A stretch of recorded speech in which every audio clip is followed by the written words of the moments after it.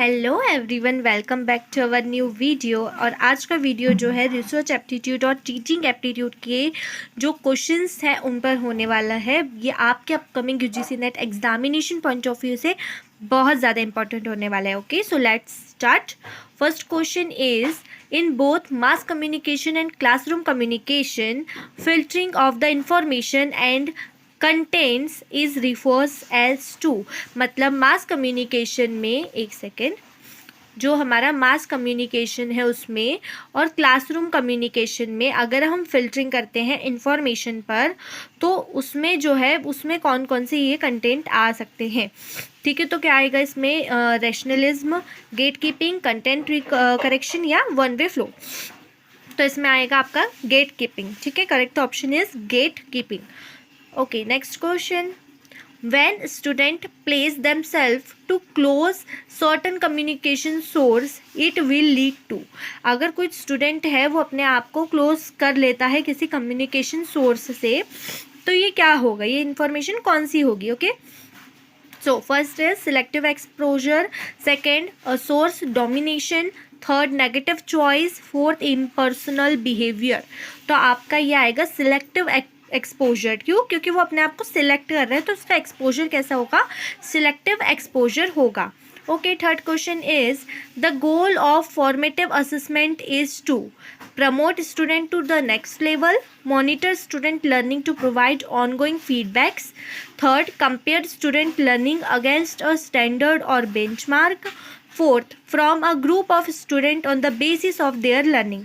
तो आपका correct option जो आएगा वो आ जाएगा second option, monitor student learning to provide on going feedback. ठीक है, मॉनिटर करना स्टूडेंट की लर्निंग को इन द, आपका जो भी चीज़ चल रही है ऑन गोइंग जो चल रही है उसमें आपका फीडबैक देना। जैसे कि आपके जो एमएसटीज होते हैं, ठीक है, एमएसटीज होते हैं या आपके सीसीईज होते हैं, सीसीई या एमएसटी होता है, वो कब होता है? अगर आपका सेमेस्टर वाइज आपका करिकुलम है तो उसमें 6th मंथ बाद आपकी फाइनल एग्ज़ाम होती है। ठीक है, तो इसके बीच में 3 मंथ में जो है वो आपका एक टेस्ट लिया जाता है, सीसीई या एमएसटी आप बोल सकते हो उसको। तो वो जो टेस्ट है वो आपका ऑन गोइंग असेसमेंट टेस्ट होगा। ठीक है, वो फॉर्मेटिव असेसमेंट टेस्ट में ही माना जाएगा। ठीक है, next question, the national education day is celebrate every year on 5th November, 14th November, 25th नवंबर या 11th नवंबर। तो जो आपका करेक्ट ऑप्शन आ जाएगा वो आ जाएगा 11th नवंबर, क्योंकि जो नेशनल एजुकेशन डे है वो 11th नवंबर को सेलिब्रेट किया जाता है। Okay, clear. Next question, prime objective of the using audio lingual aids is a classroom is to keep student to develop spelling and functions of the skill, reading and writing skills, listening and speaking skills, vocabulary and grammar। तो जो आपका correct option आएगा वो आ जाएगा listening and speaking skills. जो आपका prime objective होता है ऑडियो लिंगुअल एड्स का क्लासरूम के अंदर, वो क्या होता है, स्टूडेंट के अंदर क्या डेवलप करना है आपको? लिसनिंग स्किल और अपनी स्पीकिंग स्किल्स जो है वो उसमें डेवलप करनी होती है। ठीक है, next question, in the digital era there is a fear that a classroom communication में बी रिजल्ट इन। अगर डिजिटल ईरा की बात करें, जैसे डिजिटली अगर हम किसी चीज़ को चला रहे, जैसे प्रोजेक्टर वगैरह हो गया क्लासरूम के अंदर, तो उसमें आपको क्या डर रहता है, क्या फियर रहता है क्लासरूम कम्युनिकेशन में? First quick adoption, second stimulation, third over stimulation या पैसिव अडॉप्शन। तो यहाँ पर आपका करेक्ट ऑप्शन जो आएगा वो आएगा आपका ओवर स्टिमुलेशन हो सकता है। ठीक है, next question, which of the knowledge is the not derived through the instrumentally of other knowledge? First perception, interference, word testimony या कंपैरिजन। ऐसा कौन सा नॉलेज है जो डाइवर्ट नहीं होगा through the instrumentally of other knowledge? तो उसका आपका आंसर आ जाएगा परसेप्शन। आपका परसेप्शन जो पहले से बना हुआ है वो आपका डाइवर्ट नहीं होता है। ठीक है, next question, the construction of through thought process which include remembering, problem solving and decision making is called. आपका जो कंस्ट्रक्शन होता है थॉट्स का, थॉट मेकिंग प्रोसीजर होती है, उसमें आपको क्या इंक्लूड करना है? Remembering, problem solving and decision making. इसको हम क्या बोलते हैं? साइकोलॉजी, पेडागोजी, एंड्रोलॉजी या कॉग्निटिव डेवलपमेंट, तो उसको हम बोलेंगे कॉग्निटिव डेवलपमेंट। जब आपका जो माइंड है, ठीक है, जब किसी पर्सन का जो माइंड है वो जो है बहुत ज़्यादा शार्प होगा, उसके अंदर प्रॉब्लम को सॉल्व करने की कैपेसिटी होगी, ठीक है, डिसीजन लेने की कैपेसिटी होगी, तो उसे हम उसका कॉग्निटिव डेवलपमेंट बोलेंगे। क्लियर? कॉग्निटिव जो है, कॉग्निटिव जो वर्ड है वो डायरेक्टली ड्राइव्ड होता है आपके ब्रेन से, ठीक है, ब्रेन जो होता है, ब्रेन से आपका ये कंसिस्ट होता है, ठीक है। Next question, which of the following is the key teaching behaviour to make a teacher effective? Teacher comment made of the purpose of organize upcoming teaching process, use of the content of the process question by teacher, engagement of the student in the learning process, using student ideas and contribution। तो की teaching behaviour इनमें से कौन सा है? तो आपको जो इंगेजमेंट ऑफ स्टूडेंट है, एक सेकेंड, आपका जो इंगेजमेंट ऑफ स्टूडेंट है इन द लर्निंग प्रोसेस वो आपका की टीचिंग बिहेवियर है, ठीक है। की टीचिंग बिहेवियर जो होते हैं वो आपको बहुत अच्छे से याद रख लेने हैं, ठीक है। Next question, find odd one out from the following, 5, 7, 12, 17, 19, 23। तो इनमें से ऑड कौन सा होगा आपका? ये 12 सेकेंड ऑप्शन। क्यों ऑड ये होगा? क्योंकि आपका 5, आपका 7, 17, 19 या 23 इनमें से जो है वो किसी का भी भाग नहीं जाता है, तो यहाँ पे प्राइम नंबर देखना है अपने को। 12 में किसी का भी भाग चले जाएगा तो ये प्राइम नंबर हो जाएगा, okay. Next question, which of the following is the exclusive example of non verbal clues that include the pitch, rate, volume and use of pauses? जिसमें हम क्या इंक्लूड करेंगे? ऐसा नॉन वर्बल क्लू हमको बताना है इसमें से जिसमें हम पिच, रेट, वॉल्यूम को पॉज कर सकते हैं, ठीक है। तो वो आपका आ जाएगा पैरा लैंग्वेज। पैरा लैंग्वेज में आप ये सारी चीज़ें कर सकते हो beyond the language. Clear? Next question, which of the following is the consider as an effective form of the verbal communication? Verbal communication का सबसे ज़्यादा इसमें से इफेक्टिव कौन सा फॉर्म है? First story telling, second slogans जो होते हैं sloganeering, third use of the high pitch of voice, fourth monologues. तो आपका फर्स्ट जो आएगा वो आएगा स्टोरी टेलिंग, जो है वो आपका वर्बल कम्युनिकेशन करने का एक अच्छा इफेक्टिव वर्बल कम्युनिकेशन है, ठीक है। नेक्स्ट क्वेश्चन, इंटरनल क्लूज, ये क्यूज हो गया है, क्लूज है ये, ठीक है। Internal clues of non verbal behaviour in the classroom help diagnose. Internal clues कौन से होंगे? इंटरनल मतलब कि यह जो आपकी क्लासरूम है इसके अंदर ये जो बच्चे हैं, ये बच्चे और यहाँ पर टीचर, इनके बीच में ही इंटरेक्शन हो रहा है, ठीक है। तो इंटरनल है, बाहर से कोई भी आ नहीं रहा है, एक्सटर्नली कोई यहाँ पर फैक्टर नहीं है। तो इंटरनल जो क्लूज है नॉन वर्बल बिहेवियर के, कौन सा बिहेवियर? नॉन वर्बल बिहेवियर, वो कौन से हैं और वो क्या हेल्प करेंगे डायग्नोस करने में? डायग्नोस करने में मतलब ट्रीटमेंट करने में या पता लगाने में, ठीक है। First mass benefits, spatial approximation, third interpersonal dynamics या स्टूडेंट मूवमेंट। देखो स्टूडेंट मूवमेंट तो नहीं, क्योंकि नॉन वर्बल नहीं हो जाएगा, ये इंटरपर्सनल डायनेमिक्स। क्यों? क्योंकि टीचर ये और स्टूडेंट ये दोनों एक दूसरे से क्या कर रहे हैं? इंटरपर्सनल डायनेमिक है, ये इससे कुछ पूछेगा तो ये इसको आंसर करेगा, ठीक है। तो यहाँ पर ये अपना नॉन वर्बल बिहेवियर हेल्प करेगा डायग्नोस करने में स्टूडेंट्स को, ठीक है। Next question, in the context of communication usual sequence is language, communication, society या सिविलाइजेशन? देखो सिविलाइजेशन तो आना ही है लास्ट में, ठीक है। नेक्स्ट कम्युनिकेशन सबसे पहले आएगा, है ना, तो या तो ये हो सकता है या ये हो सकता है।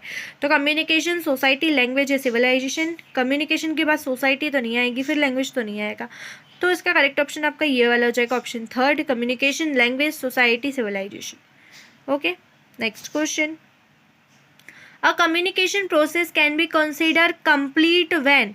जो कम्युनिकेशन प्रोसेस है वो कंप्लीट हो जाती है, ऐसे हम कंसिडर करते हैं कब? The sender transmit the message enters the channel, the message leaves the channel, the receiver understand the message. तो आपका फोर्थ ऑप्शन जो है वो क्लियर हो जाएगा। यहाँ पे आता है कि रिसीवर जो है वो जो मैसेज को समझ जाएगा तभी तो आपका कम्युनिकेशन क्लियर होगा। अगर आपने कुछ भी बोल दिया किसी को, अगर उसको कुछ समझ ही नहीं आ रहा है तो आपके बोलने का क्या मतलब है। Clear. Second question, in a research problem studying the effect of the teaching method on the scholastic achievement of boys and girls in terms their socio-economical background which can be designated as a independent variable का पूछ रहा है इसमें अपने को। ठीक है, scholastic achievement, teaching method, gender या सोशियो इकोनॉमिकल बैकग्राउंड। तो जो टीचिंग मेथड होगी वो आपकी इंडिपेंडेंट होगी इनमें सब में से। जेंडर सबका एक जैसा होगा, स्कॉलिस्टिक अचीवमेंट एक जैसी होगी, एक ही स्कूल से होंगे तो, है ना। बैकग्राउंड जो हो सकता है वो अलग अलग हो सकता है, बाकी उससे इंडिपेंडेंट वेरिएबल का कोई लेना देना नहीं है। ठीक है, next question, what is the main aim of a classroom management? To keep an orderly classroom, to establish the primacy of the teacher, primacy नहीं प्राइवेसी है ये, ठीक है, to sustain the quiet environment, to maintain the positive productivity of learning environment. ये पहले बाकी के पढ़ते ही हमको ऐसा लग रहा है नेगेटिव है ना, ये सब पढ़ते ही नेगेटिव लग रहे हैं। अपने को मेंटेन करना है positive productivity in the learning environment, है ना, पॉजिटिव होना चाहिए environment. Next question, micro expression as a part of the classroom communication are negative, positive, manipulative या फ्लीटिंग। तो ये फ्लीटिंग पार्ट होता है। माइक्रो एक्सप्रेशन कोई नेगेटिव, पॉजिटिव या मैनिपुलेटिव नहीं होता है। ठीक है, next question, which of the following is the social characteristics of a learner? Power of the sensory perception, thinking ability, power of synthetic imagination, ability of the related one self with others. तो ये आपका learner का characteristics पूछा है, वो भी social learner characteristics पूछा है। ठीक है, तो आपका ये आएगा अपने आप को एबिलिटी, अपने आप को दूसरों के साथ में रिलेट करने की एबिलिटी जो होगी वो सोशल आएगा। थिंकिंग एबिलिटी तो उसकी खुद की हो जाएगी, पावर भी उसकी खुद की आएगी उसके अंदर, सिंथेटिक इमेजिनेशन भी वो खुद के अंदर सोचेगा, है ना, इसमें कहीं दूसरों का सोशलाइजेशन नहीं हो रहा है यहाँ पे। ठीक है, next question, some teachers are not sincere is an example of which category of the proportion? Universal negative, universal affirmative, particular negative. तो ये पर्टिकुलर नेगेटिव का है।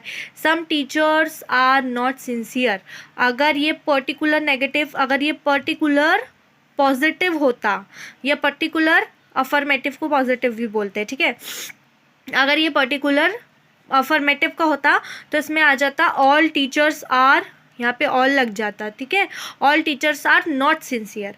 और अगर ये यूनिवर्सल नेगेटिव होता तो आ जाता ऑल टीचर्स आर नेगेटिव, है ना, या ऑल यूनिवर्सल अफर्मेटिव होता तो क्या आ जाता some teachers are not sincere.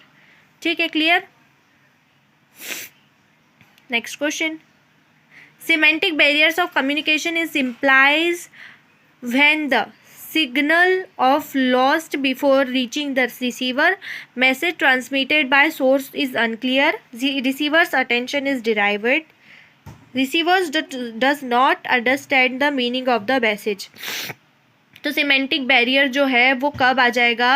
जब जो रिसीवर है उसको मैसेज समझ में नहीं आएगा कि सामने वाला बोल क्या रहा है, तो यहाँ पे बैरियर आ जाएगा, सिमेंटिक बैरियर आ जाएगा कम्युनिकेशन में। ठीक है, next question, local and face-to-face communication is refers to clinical interaction, demonstrative interaction, social integration और spatial integration। तो आपका social integration आ जाएगा face to face communication में। ठीक है, डेमोन्स्ट्रेटिव मतलब दिखाना, क्लिनिकल मतलब वो चेक पिक करना, स्पेटियल मतलब ये भी नहीं आएगा, सोशल आएगा।